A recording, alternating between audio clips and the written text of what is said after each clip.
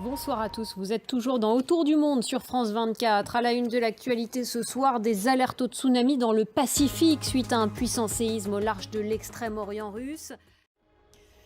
Mais d'abord, de Hawaï jusqu'au Japon, il y a eu des alertes tsunami dans toute la région de l'océan Pacifique après un puissant séisme en extrême-orient russe, un séisme de magnitude 8,8. Il a pour l'instant déclenché des tsunamis sans gravité. Et puis en Russie, après la secousse, un volcan est entré en éruption, vous le voyez.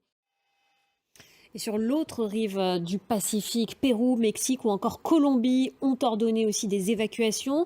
C'est le cas également au Chili. Sur les côtes de plusieurs pays, des tsunamis de 1 à 3 mètres sont possibles. On va retrouver tout de suite au Pérou, à Lima, Agathe Fourcade, notre correspondante. Et la Chine a également émis une alerte tsunami pour plusieurs zones de sa côte. La Chine, où plus de 280 000 personnes ont été évacuées de certaines zones de Shanghai.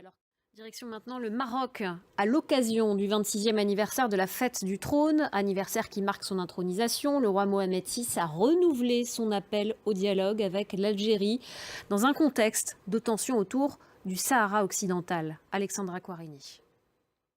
Et toujours sur le continent africain, en Angola, dans la capitale Luanda, depuis lundi, au moins 6 personnes ont été tuées en marge d'une grève des taxis. En France maintenant, le gouvernement tente de rassurer après l'annonce de l'accord Union européenne-États-Unis. Et aux États-Unis, Donald Trump est toujours empêtré dans l'affaire Epstein. Le président américain donne une nouvelle version de sa rupture avec le criminel sexuel. Virginia Giuffre, qui était une des victimes reconnues du trafic sexuel de mineurs dont était accusé Jeffrey Epstein. On va retrouver à Washington Sonia Ghazali. Et enfin, ces incendies sur la péninsule ibérique, en Espagne, dans le centre du pays, plus de 500 hectares sont déjà partis en fumée. Et puis au Portugal, des centaines de pompiers sont toujours mobilisés. Plusieurs feux de forêt font rage dans le nord, mais aussi le centre du pays, Saada Souban.